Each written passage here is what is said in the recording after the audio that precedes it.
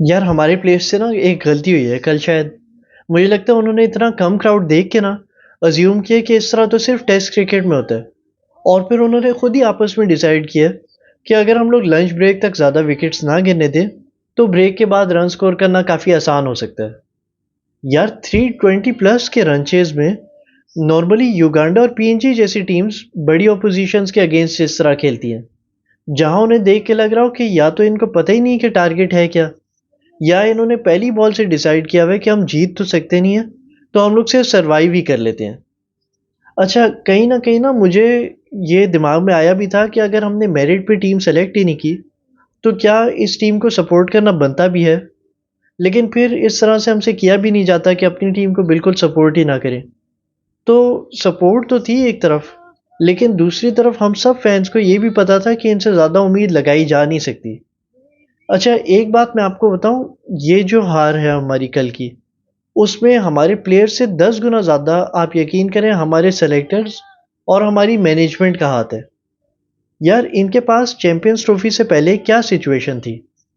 हम लोग ऑस्ट्रेलिया से ऑस्ट्रेलिया में ओडीआई सीरीज जीते थे, साउथ अफ्रीका से साउथ अफ्रीका में उनको वाइट वॉश हमने किया था।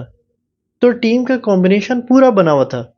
सिर्फ इन्होंने क्या करना था कि साइम इंजर हो गया था, उसकी जगह कोई जेन्युइन ओपनर खिलाने की ज़रूरत थी, जो कि इमामुल हक हो सकता था, जिसकी पाकिस्तान में 57 प्लस की एवरेज है 90 प्लस के स्ट्राइक रेट के साथ। या उसकी जगह हसीबुल्ला हो सकता था, जिसे लास्ट 3 सालों में लिस्ट ए क्रिकेट में बहुत ज़्यादा रन स्कोर किए हैं। या शान मसूद हो सकता था, या कोई भी ओपनर हो सकता था। बाकी कोई मैक्सिमम एक आध चेंज करने की ज़रूरत थी और आप सेट थे कंटिन्यू करने के लिए। लेकिन इन लोगों ने क्या किया कि हम फ़खर ज़मान के साथ पूरी स्क्वाड में सिर्फ एक ही ओपनर खिलाएंगे, जिससे आज तक ओडीआई डेब्यू भी नहीं किया। और उसको कहा है कि हमें तुम्हारे ऊपर इतना कम भरोसा है कि हम किसी ऐसे बंदे से ओपन करवा लेंगे जो ओपनर है भी नहीं, लेकिन हम तुम्हें फिर भी नहीं खिलाएंगे। अच्छा, एज़ पर असद शफीक, ऐसे टूर्नामेंट्स में एक्सपीरियंस बहुत क्रूशियल होता है। और यही सोच रखते हुए हमने पूरी स्क्वाड भी बनाई है, और यही सोच दिमाग में रखते हुए हमने साउथ शकील को भी इंक्लूड किया। अब ये दोनों ही स्टेटमेंट्स कितनी सही हो मैं आपको बताता हूँ। पहले आप ये फोटो देख लें। 8 टीम्स चैंपियंस ट्रॉफी में compete कर रही हैं। लिटरली सबसे इनएक्सपीरियंस टीम हमारी है। तो ये स्टेटमेंट देना कि हमने एक्सपीरियंस की बेसिस पे स्क्वाड बनाई है, ये झूठी है। उसके अलावा उसने कहा है कि साउथ शकील को हमने एक्सपीरियंस की बेसिस पे डाला है। जब ये स्क्वाड अनाउंस हुई तो साउथ शकील ने टोटल 12 ओडीआईज खेले हुए थे 28 की एवरेज पे, वो भी सारे नंबर 5-6 पोजीशन पे। उसको एक्सपीरियंस की बेसिस पे डाल दिया, वो एक्सपीरियंस जो उसने टेस्ट क्रिकेट में गेन किया था। क्योंकि हमारे सेलेक्टर्स को ये नहीं समझ में आती कि ओडीआई और टेस्ट क्रिकेट दो अलग फॉर्मेट्स हैं। तभी तो हमारे प्लेयर ओडीआई में भी टेस्ट क्रिकेट खेल रहे होते हैं। और दूसरी तरफ इमामुल हक, जिससे 70 से ऊपर ओडीआईज खेले हैं, वो भी सारे एज एन ओपनर। और आपको एक ओपनर चाहिए भी था, उसकी एक्सपीरियंस की बेसिस पे जगह नहीं बनी। अच्छा, साउथ शकील को अचानक स्क्वाड में डाल के नंबर 3 पे खिलाना शुरू कर दिया, जहां उसने कभी एक मैच भी नहीं खेला। और जिस प्लेयर की नंबर 3 पे 60 प्लस की एवरेज है, इतने टाइम से ओडीआई का नंबर 1 बैट्समैन है उस पोजीशन पे खेलते हुए, उसको आपने अचानक ओपनर बना दिया। तो इस सब बैटिंग पोजीशन को खराब करने की क्या तुक बनती थी, जब आपने सिर्फ इतना करना था कि एक ओपनर साइम अयूब की जगह खिला देते और बाकी सब चीज़ों को उसी तरह रहने देते। आपके पास स्क्वाड में उस्मान खान था, जिसका लिस्ट ए में पाकिस्तानी पिचेस में अच्छा रिकॉर्ड है। उसको फ़खर ज़मान के साथ ओपन करवा के बाबर को वन डाउन रहने देते और बाकी सब कुछ सेम रहता। मतलब ठीक है, हम लोग ये कह सकते हैं कि कल फ़खर ज़मान इंजर हो गया, जो कि हमारे लिए अनफॉर्चुनेट था, और उस वजह से बैटिंग ऑर्डर और ज़्यादा डिसरप्ट हो गया।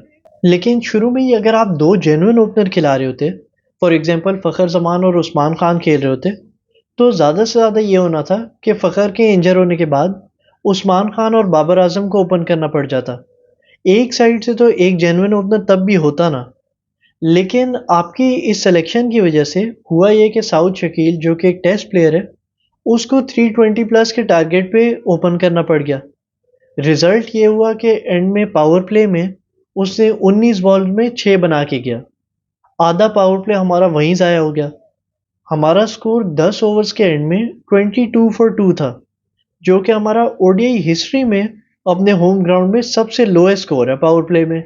और ये ज़्यादा शर्म की बात हमारे लिए इसलिए है कि या तो ये होता ना कि हमें होता कि पिच कोई बहुत ही मुश्किल है बैटिंग के लिए, या हमें पहले से पता होता कि टारगेट सिर्फ 150 का है। लेकिन एक नॉर्मल सी पिच पे अपने होम ग्राउंड में हम लोग 320 प्लस का टारगेट चेज करते हुए हमारी ये इंटेंट है।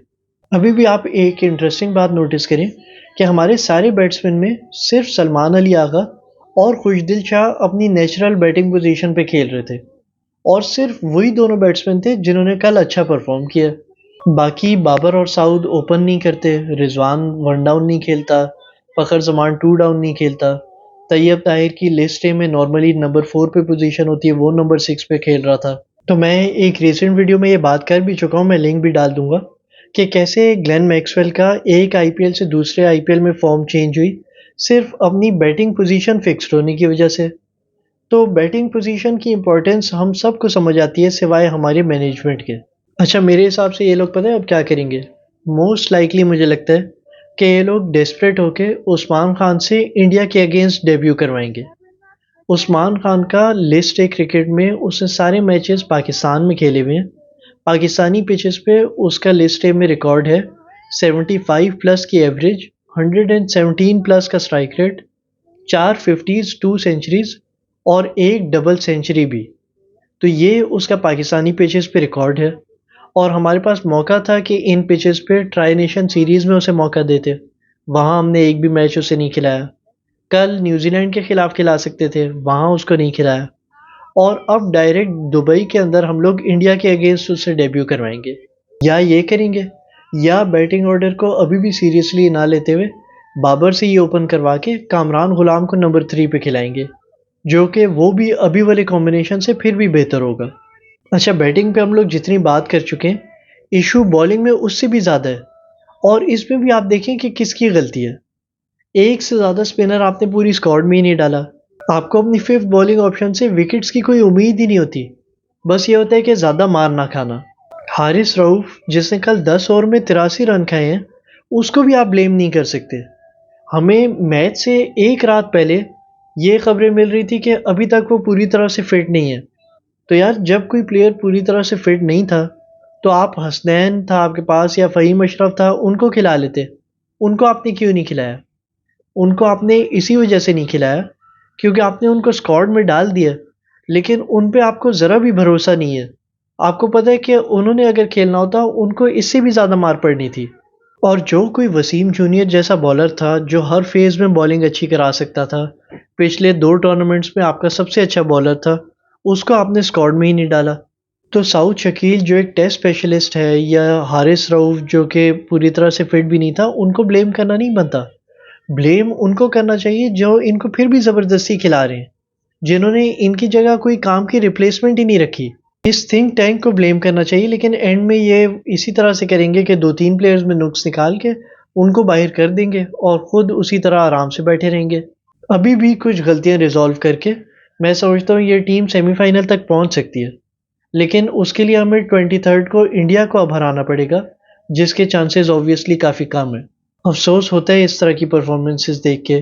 हम लोग डिफेंडिंग चैंपियंस हैं, अपने होम में खेल रहे हैं, और फिर भी ऑपोजिशन हमसे हर एस्पेक्ट में इतनी ज़्यादा बेहतर नज़र आ रही है। लेकिन जहाँ मेरिट को एक मजाक बना दिया जाए, वहाँ पे इस तरह के रिजल्ट्स एक्सपेक्टेड हैं। इसी के साथ वीडियो ख़त्म करते हैं। अल्लाह हाफिज़।